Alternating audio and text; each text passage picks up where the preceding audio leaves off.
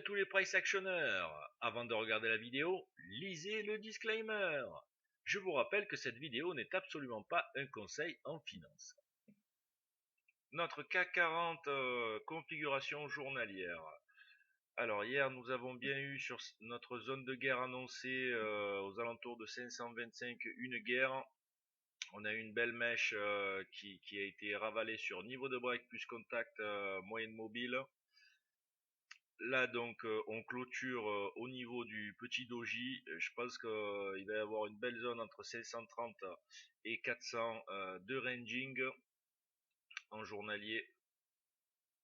En une heure, donc après le gros rejet sur le haut de l'hypothétique range, nous sommes collés au 68 de la leg de reversal.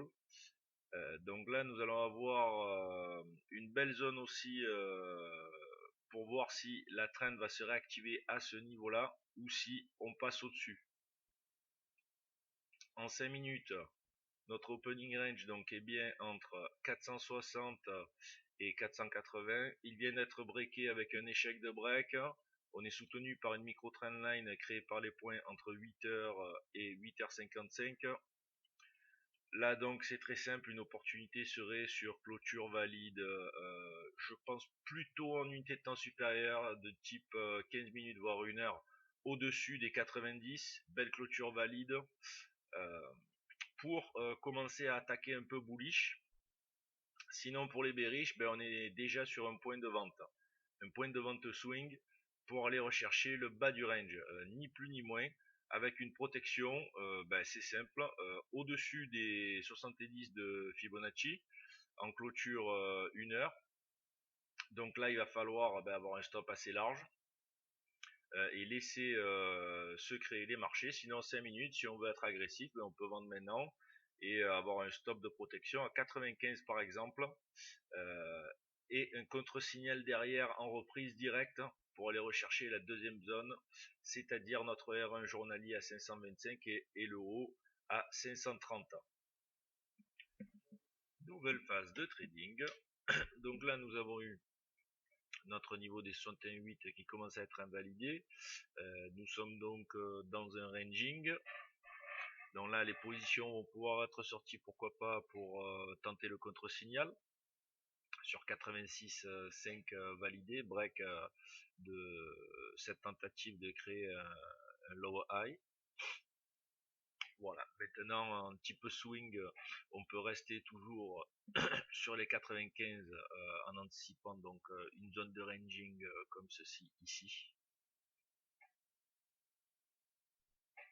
Voilà pour les opportunités. Nouvelle phase de trading, donc le contre-signal ici a bien fonctionné sur la tentative de création d'un lower high. En arrivant au du range, donc là cette barre pouvait nous faire transpirer. Il y avait une possibilité d'entrée sur ce piège de smart trader qui serait rentré sur L2. Dans l'appareil, le stop sur contre-signal, il était sous la barre de piège.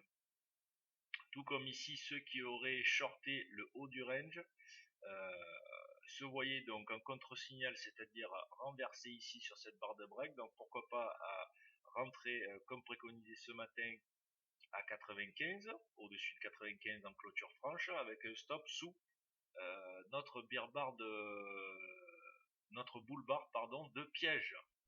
Donc voilà, encore du beau price action, une montée néanmoins bilatérale, donc malgré tout bullish, mais attention, c'est pas si franc que ça.